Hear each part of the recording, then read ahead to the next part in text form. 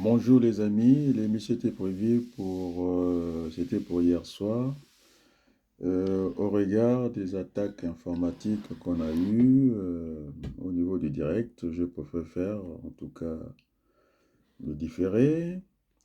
Et donc je disais que le binational que je suis, le franco-congolais, et donc j'ai eu en tout cas beaucoup de messages qui m'ont tiré vers le haut, qu'il fallait que je revienne assez rapidement dans la vie sociale. Et donc, ce matin, je pouvais lire, en tout cas du côté de Creil, un grand frère, Pierre Akos, qui m'encourageait aussi vers le haut. Et puis, je pouvais aussi lire, en tout cas, Odilon, qui est venu aussi m'encourager par le biais de Facebook. Et puis aussi Vaucluse, celui qui a été en tout cas parmi les distingués des Gilets jaunes, qui est venu me laisser un message comme quoi que finalement mon message est entendu dans le monde. On a vu les gens qui sont en tout cas au Maroc, aux États-Unis, partout au Congo. Ils voulaient que je prenne part en tout cas au débat politique de mon pays d'origine, le Congo, et en même temps cette double nationalité me donne aussi que je donne mes avis au Congo. En tout cas, on commence à entendre mon vocabulaire à l'Assemblée nationale parce que je parlais du théâtre politique en France et au Congo. Je pense que lorsque ces mots, je l'ai entendu à l'hémicycle, je ne pouvais que m'en réjouir et ne pas bouder mon plaisir. Donc, s'agissant de la France, on va commencer par là. Pourquoi je vais aller dans cette comparaison? J'appelle ça une similitude. Dans mon domaine, j'arrive à comparer, en tout cas par les rendements d'échelle. En géographie, nous avons la ville, et puis en logistique, nous avons le magasin. Donc, ça fonctionne à peu près de la même manière pour aller vers cette comparaison par similitude, hein, que j'appelle ça. Et donc, lorsqu'on sort de l'autoroute, ça c'est la géographie. Qu'est-ce qu'on voit en premier? Ce sont les quartiers. Nous, on appelle ça en logistique, ce sont des rayons, une zone d'activité.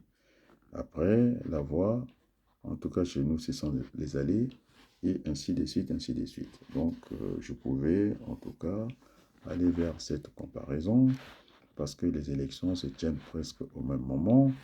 Mais sauf que, il faut le dire, le rappeler, que le Congo a fonctionné avec deux constitutions, ce qui est inédit, en tout cas au niveau du monde entier, on n'a jamais vu ça.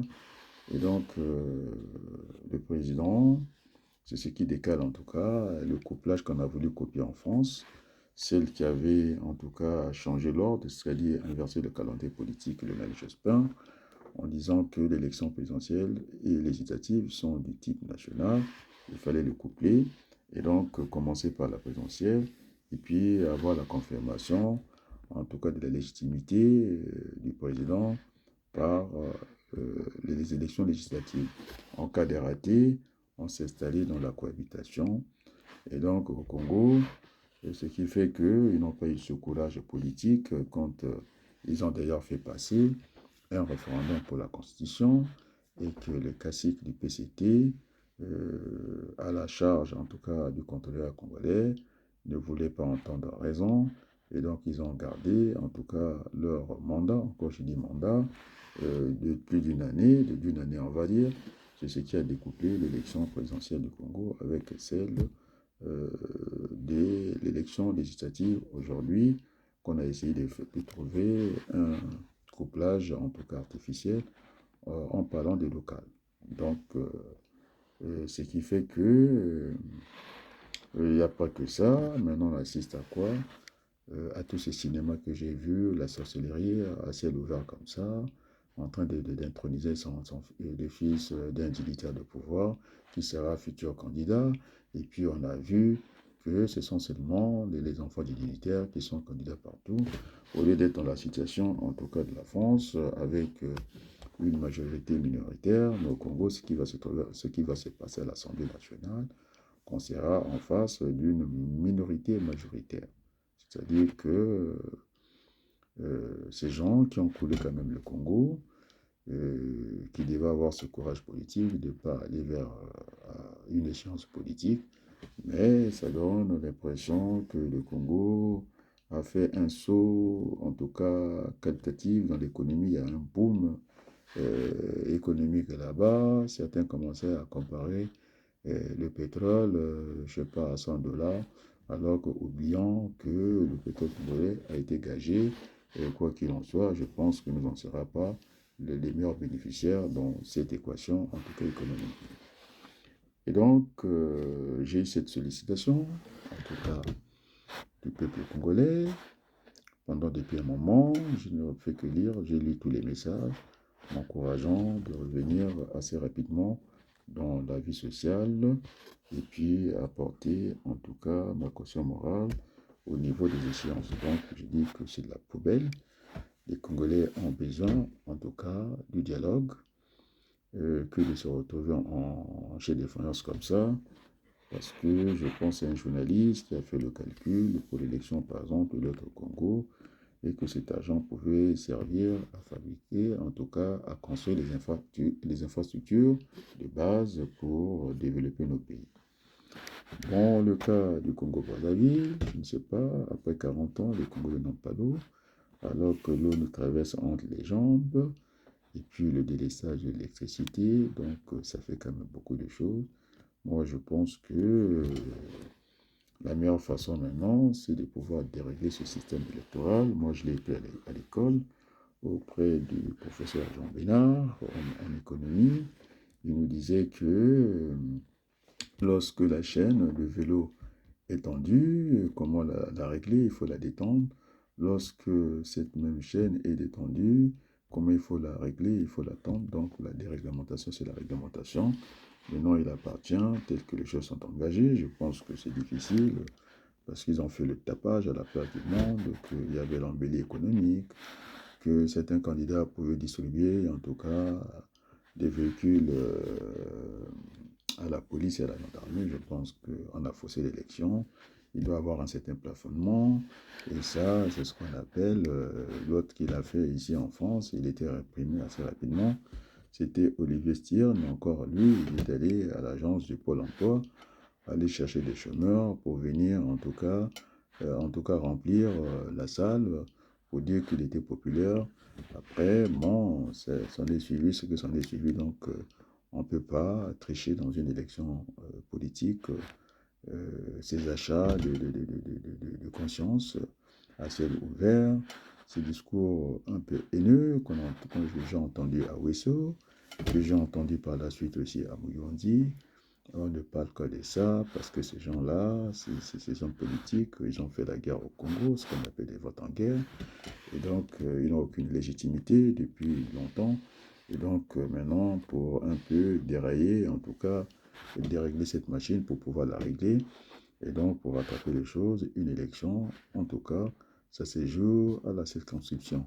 Donc, c'est au maire d'annoncer les résultats et non les ministres de l'Intérieur ou des élections. Et comment ça se passe? Une fois que les gens sont venus voter, il faut il faut fermer le bureau de vote, j'allais dire, il faut fermer le bureau de vote. À 18 h, il y en a pour, je ne sais pas, 500 bulletins de vote, c'est pas extraordinaire. Si on ne sait pas les compter en 1 heure, je pense qu'il faut faire autre chose. C'est le seul moyen qui reste au peuple congolais, c'est de prendre les urnes, de renverser des bulletins, de les classer par enveloppe de sang, et puis commencer à ouvrir enveloppe par enveloppe, soit il y a 4 tables, et puis vous appelez les noms des candidats à haute voix, et puis on fait le décompte, et puis à 20 h, on a le résultat, et puis avec le moyen de communication d'aujourd'hui, et puis transmettre les résultats pour une compilation simplement au ministre de l'Intérieur. Donc, c'est pas à lui de dire le vote qui est exprimé dans les circonscriptions. Voilà. C'est le seul moyen qui reste, mais en tout cas, je n'ai pas très bien compris cette affaire de prendre ses enfants pour aller occuper en tout cas la moitié des sièges à l'Assemblée nationale. Je pense que je ne me reconnais pas dans ce Congo et je pense que c'est les Congolais, que ce soit du Nord, je n'ai pas envie de vous donner les noms. Dans le Facebook Story, c'est un appel que je prenne la parole parce que je l'ai fait brillamment en France. Les propos ont été entendus, que ce soit au niveau de la banque, au niveau des institutions, en tout cas respectables de ce pays, et que ce matin, j'entendais encore, je pense, les mots que j'utilisais, en tout cas du théâtre de la politique, je pense par Obono, Daniel, donc je ne peux pas bouder mon plaisir. Donc je vous ai cité ces gens-là qui m'ont beaucoup encouragé dans ce que je pouvais ressentir. Et donc il y a eu Pierre Akos, je disais, j'ai fait un très bon cours à l'école, ça ne fait que du bien parce que c'est parmi les meilleurs métiers du monde que l'enseignement. Et quand je suis là-bas, je suis très à l'aise, je suis dans mon élément. Et c'est pourquoi la politique doit être un sacerdoce et non une profession. C'est ce qui fait que les gens viennent s'enquiliser inutilement au pouvoir. C'est ce qui se passe d'ailleurs ici en France.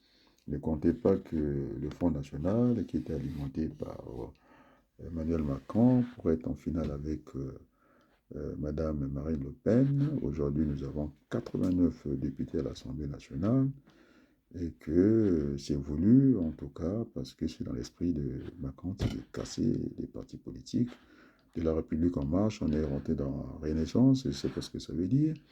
Et donc, ce qui fait que les caisses, en tout cas, du Front National étaient à mal, et qu'on a entendu dans certains dossiers, ils ont dû avoir des soucis avec les finances du Parlement européen, ce genre de trafic, je ne sais pas comment, et qu'il y avait des remboursements qui s'imposaient.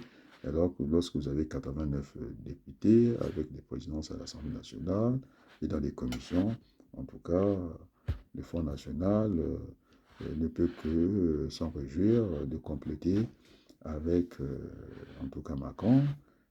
C'est ce qu'il a voulu, mais je pense qu'il a voulu jouer avec le feu. Aujourd'hui, il est coincé avec une majorité minoritaire. Et donc, c'est ce qui empêche, en tout cas, empêcher Madame Borne, après son discours de politique générale, de solliciter, en tout cas, la confiance du Parlement, c'est-à-dire de la représentation nationale, qui n'est pas le cas. Et puis, voilà, donc le pays n'est plus gouverné. Il y a cette crise institutionnelle qui va durer un certain temps. Je pense que la France est bloquée, il faut le dire. C'est quand même la deuxième puissance économique de l'Union européenne, aussi par sa démographie. Et donc, normalement, je pense que les Piketty, en tout cas l'économie de Piketty, a eu peur de reculer. Je pense que le programme de Jean-Luc Mélenchon était un programme sérieux qui était soutenu par plusieurs économistes, y compris moi-même. Et donc, en temps de récession, je pense qu'il n'y a pas d'autre miracle. Ken nous a indiqué le chemin. Il fallait aller chercher les trois moteurs de l'économie, c'est-à-dire il faut faire une relance par la consommation. On peut penser au pouvoir, on peut faire allusion au pouvoir d'achat, aux investissements, parce que les entreprises privées n'en ont pas les moyens, sont étouffées. Et donc, on entend par investissement les investissements publics, parce que l'État est un agent économique. Et puis aussi aller chercher ce qu'on appelle la dépense publique, c'est-à-dire que l'État en tant qu'agent économique, il peut aller emprunter de l'argent, ce qu'on appelle des ressources en termes de recettes, pour pouvoir fonctionner. Donc c'est à l'État d'indiquer le chemin, rentrer dans l'action. Bien sûr que l'État ne doit pas être au cœur de l'action. On a vu le schéma économique classique. C'est l'entreprise et ce concurrent au centre. Après, vous avez ce qu'on appelle les agents économiques ou les partenaires immédiats de l'économie. Donc, vous avez les fournisseurs, les clients, toujours dans cette relation réciproque, bien entendu. Et puis, vous avez ce qu'on appelle les banques et les financiers qui sont là. Et puis, l'État, par l'administration fiscale, qui est un agent économique. qui a les moins de ressources qu'on appelle l'impôt. Et puis la dette, aller s'endetter dans les marchés, en tout cas existants. Donc voilà comment fonctionne l'économie. Et donc dans le cas du Congo, je pense que la richesse ne se crée pas par des emplois fictifs, des emplois bidons. Le chemin a été tracé du développement. C'est commencé par le premier secteur primaire, la matière première. Là-bas, nous avons l'agriculture, nous avons l'élevage à faire, et puis passer au second plan, c'est ce qu'on appelle, dans cette chaîne de l'économie, au secteur secondaire. Transformer ce qui vient du secteur primaire, et puis ça suit toujours son cours, aller dans le tertiaire, et puis ainsi de suite. Donc on a vu que l'économie, en tout cas, quand l'économie avance, ça génère aussi le progrès social. On a vu dans le secteur primaire, ça je parle de l'économie française, et on parlait des paysans, qu'est-ce qu'ils avaient? Pas grand-chose. Ils ne buvaient pas l'eau des robinets, c'était l'eau des puits, des vaches. Après, arriva, en tout cas, le secteur secondaire, c'est-à-dire la production des ouvriers. Au moins, on a parlé des zones rurales. Ils ont fui la campagne parce que c'était trop dur, rudimentaire, de se chauffer avec le bois. Et puis finalement, quand ils découvrent ça, c'est vrai qu'il y a eu un léger mieux pour eux, mais sauf que on pouvait entendre ceux qui étaient chez PG Citroën de faire le même travail répétitif, le boulon, les coups de marteau, les mêmes, sons et tout ça.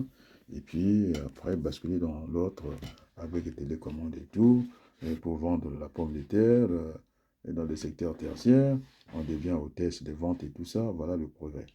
Mais c'est moi, dans mon pays, on a inversé tout ça. Je pense que on a une démographie galopante au détriment de l'économie, ce qui donne cette pauvreté, en tout cas à ciel ouvert, et puis accentuée par ce qu'on appelle au Congo euh, la mauvaise gouvernance du pays simplement, aucune discipline dans tous les domaines, surtout budgétaire, n'en parlant plus, et tel que j'ai vu aux élections, je pense que la monnaie devait refléter l'économie. C'est ce qu'on a vu à l'époque quand il n'y avait pas encore l'Union européenne. Et la spéculation n'avait pas sa raison. Et donc on disait que l'économie à le monde était forte, donc ça générait une monnaie forte. Et donc vous ne pouvez pas avoir une monnaie faible et puis une monnaie forte. Donc tout ceci est le bazar. Et d'ailleurs, on ne développe pas un pays avec du travail factice, c'est-à-dire du travail bidon. Et donc il faut passer par le travail et non par les emplois. Bien sûr que les emplois font aussi partie de l'économie. Et donc je prenais ce schéma-là de l'économie en introduisant la physique ou les mathématiques simplement. Je pensais à cette économie sérieuse, prix Nobel de la paix, en tout cas Maurice Allel, hein, qui disait qu'il fallait s'affranchir des jugements de valeur, il fallait vérifier avant d'affirmer quoi que ce soit. Donc ça rejoint un peu la pensée qui n'a pas mené l'enquête, n'a pas droit à la parole. Et donc je ne suis pas souvent les économistes de l'histoire ou l'histoire de l'économie. Et donc, je suis vers ces gens qui sont tournés vers les mathématiques ou la physique. Et donc, ce qui fait que Macron a menti en France parce que l'économie était à l'arrêt. Je pense à Raymond Barre qui disait que on ne peut que juger, en tout cas, les entreprises qui ont une cotation à bourse, c'est-à-dire le marché, le premier marché, le second marché. Et quand vous n'êtes pas dans cette économie de marché de compétition, c'est là qu'on mesure les entreprises. Je vous parle du CAC 40, les 40 meilleures entreprises de France. Et donc, pour accéder là-bas, il faut avoir, en tout cas, il y a des critères de gestion bien clairs. Et puis, si vous n'avez pas ça, vous ne pouvez pas accéder à ces marchés-là. Des fois, vous êtes parti du premier marché, vous êtes décroché pour le second marché. Donc, je n'ai pas compris dans cette économie de Raymond Barre, celle de la liberté, et celle aussi que prenait, en tout cas, Jean-Baptiste Say, hein, c'est pas de disposer simplement des capitaux et puis du matériel, ça ne suffisait pas, depuis était la décision de produire. C'est ce que j'ai transcrit aussi dans mon domaine, toujours dans ce rapport de rendement d'échelle. J'ai dit souvent à mes apprenants, il ne suffit pas que la marchandise soit disponible, c'est-à-dire soit en hauteur, il faut qu'elle soit accessible, c'est-à-dire en stock avancé, non en stock retardé. Donc, l'économie fonctionne de cette manière-là.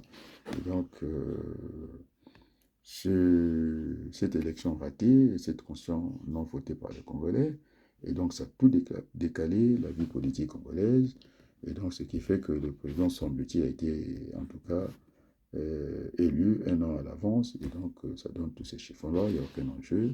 Et tout ça, c'est du cinéma, c'est un cinéma funeste, parce que ce sont des mots que j'ai utilisés, que j'ai entendus encore au niveau du Parlement français.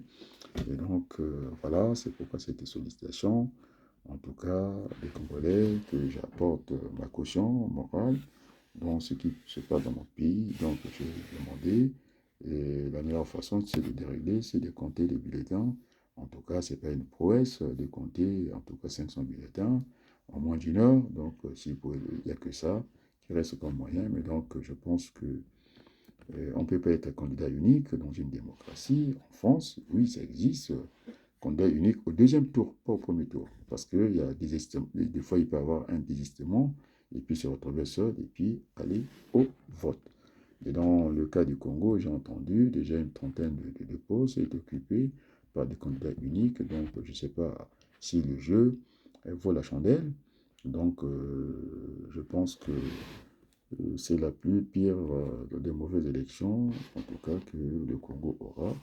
Et donc, je pense que il faut inviter les Congolais simplement d'aller vers le dialogue, parce que le dialogue nous apportera la paix, et qu'on sait que la paix, pour être trivial, c'est la moitié du développement, pour ne pas dire que la paix est essentielle au développement. Donc, je pense qu'il faut emprunter ce schéma-là. Donc, ça a été raté, ce direct, avec ces attaques informatiques. Donc, pour terminer, je suis très heureux de pouvoir revenir dans la vie sociale. Et je disais que, je ne sais pas si j'ai déjà dit ça, j'ai vu ma belle famille au complet. J'ai vu ma belle famille au complet. J'ai vu ma famille dans Story. Des amis français comme Pierre Akos, Odilon du Canada qui anime une grande chaîne de télévision, en tout cas en ligne. J'ai vu Vaucluse, ce référent des Gilets jaunes qui sont venus me dire ce petit coucou. Et c'est ce que je disais dans ma dernière vidéo, que finalement, lorsque le ministre, docteur, économiste Badinga s'était affiché sur ma dernière vidéo, bon, il était, en tout cas, pour bien montrer que j'ai la tête sur mes épaules, que je l'ai cité dans ma vidéo. Je pense que c'était une façon de lui dire merci à cet tonton, à ce grand frère-là, pour son soutien visible. Et donc, aujourd'hui, en tout cas, j'ai vu presque toute la famille des deux côtés qui sont venus, sauf quelques-uns. Et puis, il vaut mieux que ce soit ça. Et je vous dis un grand merci sans que je reparte en arrière. Sur ce, je vous dis bonsoir. Et par tous les moyens, c'est ça la liberté. On disait c'est dommage que je n'ai pas eu accès, en tout cas à la musique de Nana Mouskouri qui défend la liberté. La liberté veut dire, c'est à l'opposé en tout cas de l'esclavage, de la servitude. Et puis encore, si je peux aller encore plus loin, c'est l'économiste, c'est le gestionnaire, c'est le logicien. C'est toujours intéressant d'aller plus loin pour parler de cette liberté d'expression. Donc on doit faire passer les messages par tous les moyens, parce que notre humanité souffre de cette gouvernance d'en haut, hein, ces gens qui détiennent tous les pouvoirs de ce monde.